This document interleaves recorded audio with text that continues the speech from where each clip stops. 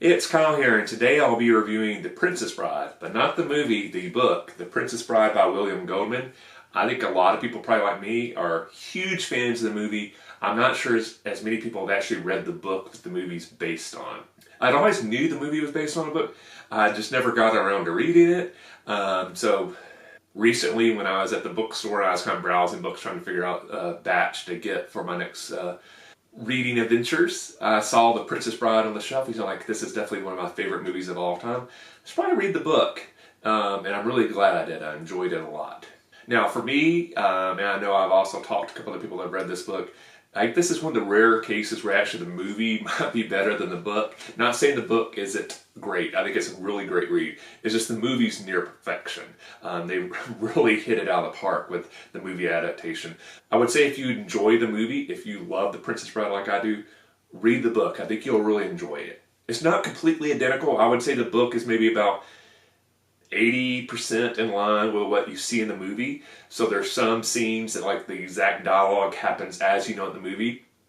The other scenes when you get to and there's like a classic line you're waiting for, you're like, oh, that line is actually just from the movie. It's not related to the book.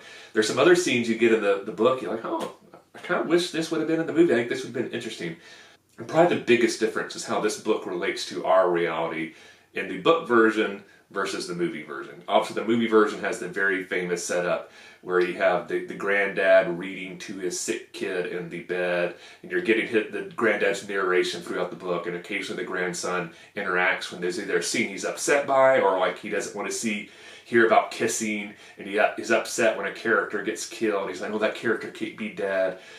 That's the kind of the basic setup of the movie, which I think hopefully everybody's familiar with because this movie is actually amazing.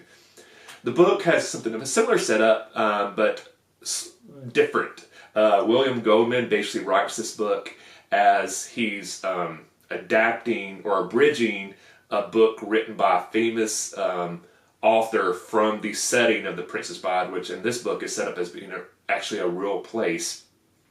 It has a kind of a similar concept that William Goldman basically says in this book, oh, as when I was a kid I got sick and my dad read this book to me while I was in bed sick, and I actually fell in love with it. When I became an adult, I wanted my son to read it, and then my son hated it, and I couldn't figure out why. And then for the first time ever, he read the book, because before he'd always just heard the book by his dad reading it to him. And he realized when his dad read the book, he was only reading him the good, exciting parts. He was cutting out a lot of the boring parts of the book. And so William Goldman wanted this book to be discovered by more people, so he basically, well, I'll abridge it and only have the good stuff in there. I'll cut out all the boring stuff. Of course, all this stuff is completely made up. The book, all that stuff never happened. It's just an interesting concept of how William Goldman sets this up. It's like, this is the concept behind the book, that he's created this fictional book that he's going to abridge, and then we're reading the abridged version of a book that actually never existed in our reality. But that's kind of the setup in that one. So throughout the book, you have William Goldman basically giving notes and chapters relating to this is what was going on when my dad was reading me this scene. This was my reaction to it.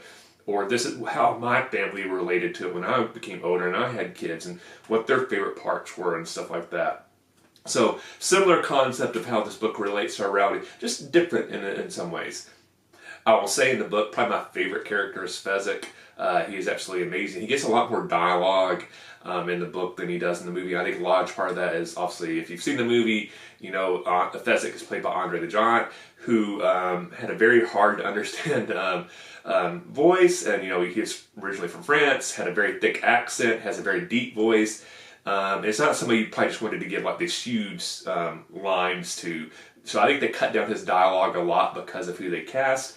Andre the Giant is perfect in the movie, but Fezzik does have a lot more dialogue in the book than he does in the movie. And also, like in the book, he's a lot more, in addition to being this big giant, he's a lot more athletic. Where in the movie, he's more big and lumbering, partly against who they cast. It's not like Andre the Giant's going to be able to do cartwheels and stuff some way like he can do in this book.